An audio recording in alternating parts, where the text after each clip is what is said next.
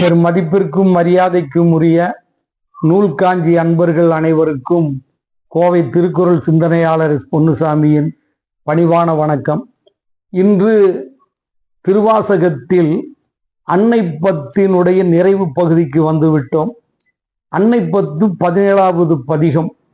மாணிக்கவாசகர் இந்த பதிகம் கிபி 800வது நூற்றாண்டிலேயே ஒரு வித்தியாசமாக இந்த பதிகத்தை அமைத்திருக்கிறார்.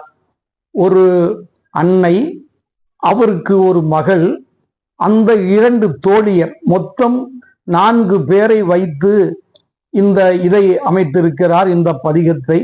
இது ஒரு ஆத்ம பூரணம், இறைவனோடு ஒன்றி கலைக்கிறது.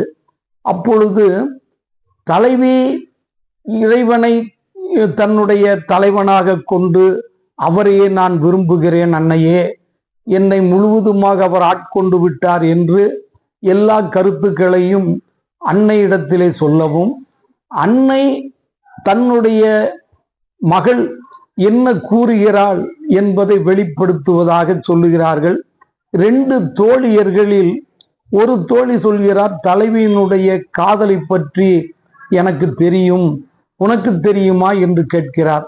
இன்னொருத்தி எனக்கும் தெரியும் என்று சொல்கிறார். இருவரும் தலைவியினுடைய காதலை மிகுவிப்பதாக 2 பேரும் பாடி ஆடி அன்னை தலைவியை ஊக்கப்படுத்தி மகிழ்விக்கிறார்கள். இது அன்னை பத்து. கடந்த 7 பாடல்களிலே தன்னுடைய கருத்தை அன்னையிடம் சொல்லுவதாக சொல்லி பாடிக்கொண்டே வந்திருக்கிறார். 8வது பாடல், 9வது 10வது பாடலிலே அன்னையிடம் கேள்வி கேட்கிறாள். தாளி அருகினர் சந்தன சாந்தினர் ஆளம்மை ஆள்பவரால் அன்னை என்னும் ஆளம்மை ஆளும் அடிகரார் தங்கையில் தாளம் இருந்தவார் அன்னை என்னும் என்று சொல்லுகிறார். அன்னையே, தாலி கொடியினை உடையவர், அருகம் புல்லினை வைத்திருக்கிறார், சந்தன சாந்தினை அணிந்திருக்கிறார். அப்படிப்பட்டவர் என்னை ஆள்கின்றார், ஆளாக உடையவர் அன்னையே. அப்படி என்னை ஆளாக உடைய என்னை ஆள்கின்ற அவர் கையிலே தாளம் இருக்கிறது, இதுதான் என்ன அன்னையே என்று வினவுகிறாள். அப்படியே தாளம் என்பது பிரணவ மந்திரத்தை குறிக்கிறது. கடந்த 7 பாடல்களிலே இறைவன் என்னுடைய மணாளன் என்றும் அழகன் என்றும் அவர்கள் என்னை ஆட்கொண்டு விட்டார் என்றும், குதிரையின் மேலாக வந்து அவர் செல்கின்ற பொழுது அவரை பார்த்து நான் மயங்கி விட்டேன், அவர் என்னை ஆட்கொண்டு விட்டார், கல்வன் என்றெல்லாம் சொல்லி கொண்டு வந்த தலைவி இந்த பாடலில் அன்னையிடத்திலே அவர் கையிலே தாளம் இருக்கிறது, இதுதான் என்ன அன்னையே என்று சொல்லுகிறார்.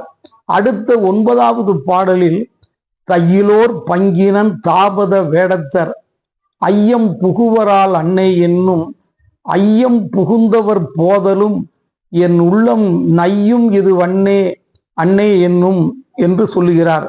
அன்னையே, அவர் ஏற்கனவே தையலாகிய உமையம்மையை ஒரு பாகத்திலே வைத்திருக்கிறார்.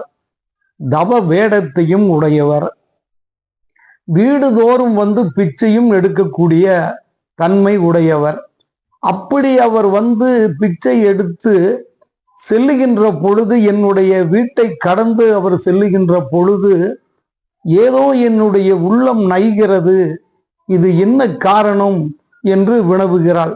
ஏற்கனவே கடந்த 4வது பாடலிலேயே அவர் சொல்லிவிட்டார். அவர் புலித்தோலை அணிந்திருக்கிறார், திருவெண்ணீற்றை அணிந்திருக்கிறார், இப்படியாக வேடம் உடையவர், அவருடைய உருவம் என்னை கவர்ந்து விட்டதென்று 4வது பாடலிலே சொன்னார். ஆனால் 9வது பாடலிலே அவர் அகன்று போகின்ற பொழுது என்னுடைய உள்ளம் நைகிறது, இதற்கு என்ன காரணம் என்று சொல்லுகிறார். அடுத்த பாடலில் கொன்றை மதியமும் கூவிள மத்தமும் துன்றிய சென்னியில் அன்னை என்னும் துன்றிய சென்னியில் மத்தமுன் மத்தமே இன்றெனக் காணவர் அன்னை என்னும் என்று வினவுகிறாள். அன்னையே, அவர் கொன்றை மாலையை அணிந்திருக்கிறார், தலையிலே பிறையை சூடியிருக்கிறார். அத்துடன் அவர் ஊமத்தம் பூவையும் சூடியிருக்கிறார். இந்த ஊமத்தம் பூதான் ஊமத்தம் பூ என்பது பித்தாக்களை செய்யக்கூடியது என்று இன்றும் கிராமப்புறத்திலே சொல்லுவார்கள். அந்த ஊமத்தம் பூதான் என்னை உன்மத்தம் ஆக்கிவிட்டதோ என்று அன்னையிடம் வினவுகிறாள். மாணிக்கவாசகர் திருவாசகத்தில் திருச்சதகம், நீத்தல் விண்ணப்பம், குலைந்த பத்து இப்படிப்பட்ட அதிகாரத்தில், அதாவது முதல் பாடலினுடைய இறுதி வார்த்தையை அடுத்த பாடலில் முதல் துவக்கமாக துவங்குவது வழமை. இந்த அதிகாரத்தில் ஒரு வித்தியாசமாக செய்திருக்கிறார். 2 வரிகளை முடித்துவிட்டு 3வது வரியை அந்த 2வது வரியிலே இருந்து துவங்குகிறார். இது ஒரு அந்தாதி வரிசையை சார்ந்த பாடல். ஆனால் கடைசி இல்லை. கொன்றை மதியமும் கூவிள மத்தமும் துன்றிய சென்னியில் அன்னை என்னும் துன்றிய சென்னியில் அந்த 2வது வரியை மறுபடியும் துவங்கி துன்றியில் சென்னியில் மத்தமுன் மத்தமே இன்றெனக் காணவர் அன்னை என்னும். இதே போல்தான் முதல் பாடலில இருந்து வேதமொழியர் வெண்ணீற்றர் செம்மேனியர் நாதப்பறையினர் அன்னை என்னும் நாதப்பறையினர் நான்முகன் மாலுக்கும் நாதரின் நாதனார் அன்னை என்னும் என்று முதல் பாட்டிலும் இதே முறையைத்தான் கையாண்டிருக்கிறார். இது போல அன்னை பத்து முழுவதுமே ஒரு வித்தியாசமாக, அதாவது அந்தாதி வரிசையில் 2வது வரியை 3வது வரியில் துவக்கி வைத்திருப்பது ஒரு உற்று நோக்கத்தக்கது.